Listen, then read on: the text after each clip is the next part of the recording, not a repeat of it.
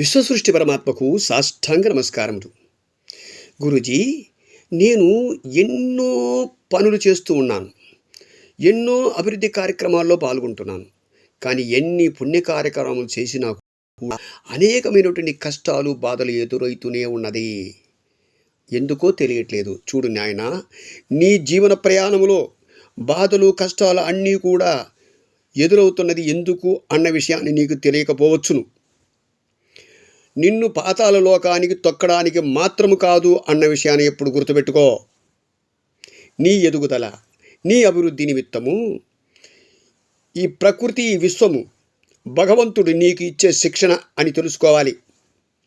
కాబట్టి కష్టాలు, బాధలన్నీ కూడా భగవంతుడు ఇచ్చిన శిక్షణ అన్న విషయాన్ని తెలుసుకో. అంతేగాని బాధపడకు. భగవంతుని ఎప్పుడు కూడా నిందించకు. తప్పకుండా భగవంతుడు నిన్ను ఎదుగుదలకు పాటుపడతాడు.